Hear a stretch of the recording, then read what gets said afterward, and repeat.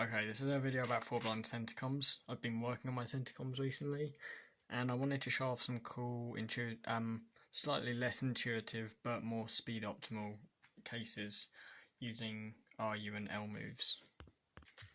Probably the easiest ones are things like this. We've got UBL, oh god, FUR, whatever that is. So basically how this works is the interchange is between these two, and the insertion goes like this.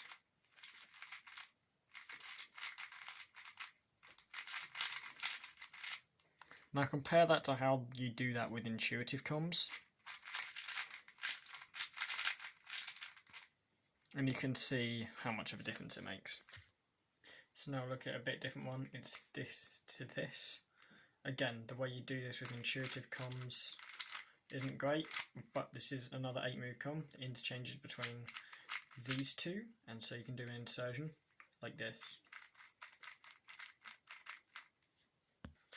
It's also really helpful for D-layer targets because I don't know about you, but the way I'd have ended up doing this with intuitive comms would be that kind of setup, which is quite slow compared to this interchange.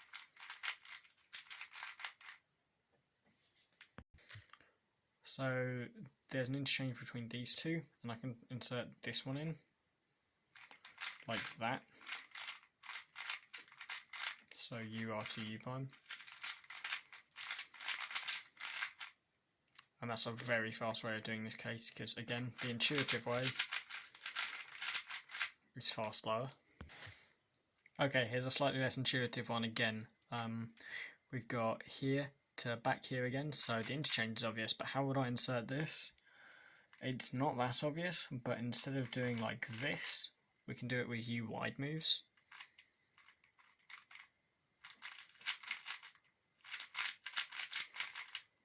And this insert is pretty good for a few cases. I'm going to start off by showing this case off. It's the same kind of thing, this interchange, that insert. And this saves a lot of time because it's a lot faster than the intuitive comm. But I want to show a really cool comm that I found using this. When I say found this, I found this on James's sheet, but I just think it's such a cool thing.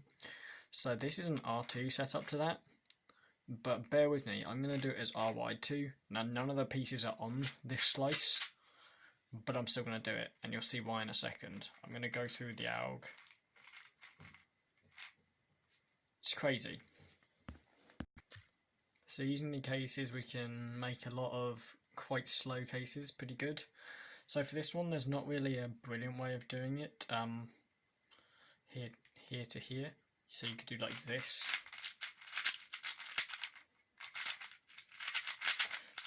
But as you can tell, that's quite slow and locky. And what you can do instead, and bear with me here, is rotate.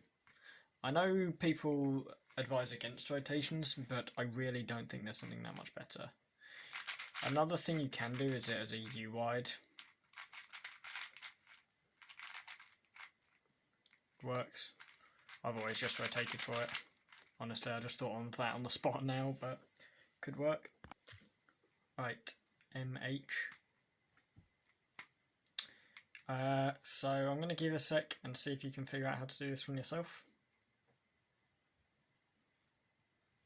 Okay, so you probably spotted the interchange was here, and if you understand comms a bit, you can see the insertion is like this. Okay.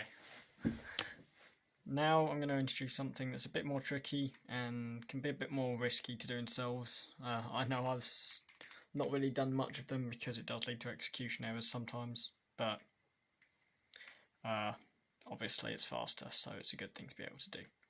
So obviously it doesn't look like there's a great rUl solution, and this isn't a bad setup, but it's not optimal. So what we're actually going to do is we're going to move the buffer so there is an interchange, because if there's not an interchange in 3-star you have to make one, which can be a U prime. there's the interchange there, and that's going to cancel.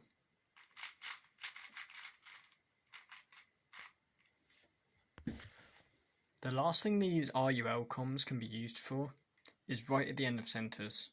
Now I want to advise you to only do this once you've solved all of the rest of the centres, because these algs do move other centres around on the same face. However, let's say you're left with just this one target at the end. Do that insertion. You want that interchange and that insertion. And it's a really fast way of getting 2 centres done.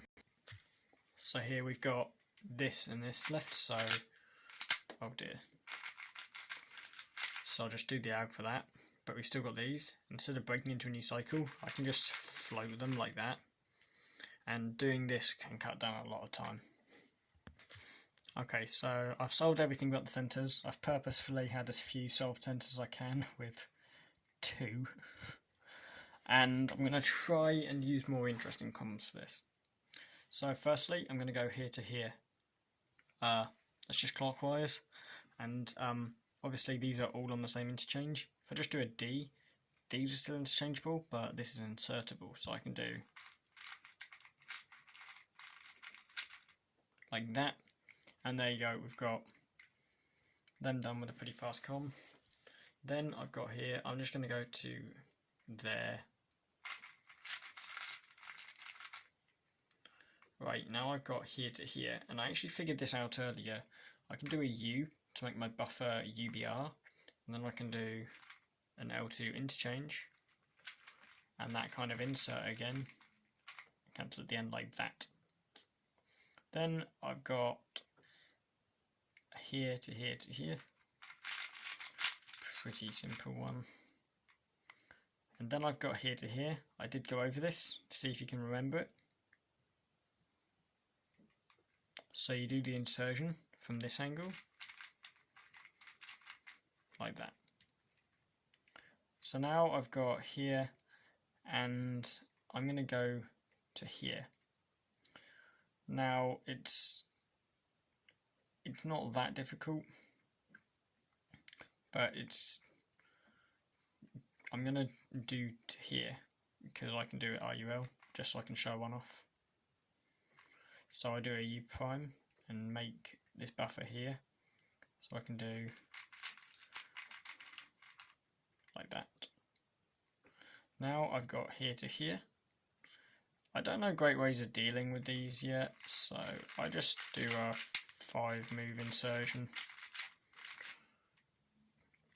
That's my next step for learning new stuff. And then it's pretty simple stuff now. Here to here, here, and well, I will have to cycle break for this. So what I can do here is, instead of doing lots of moves, I can just change my buffer to over here, so it becomes a pure comm. And I've got here to here. I don't really think this is worth doing a comm for, but if I was going to, you could do like that, and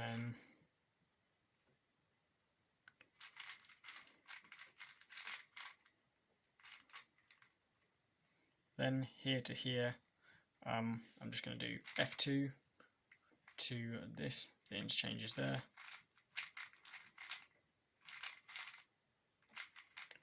Oh, would have been annoying if I'd messed that up at the end. Okay, I hope that was helpful to some people, and hopefully it brings down your times a bit, so thank you.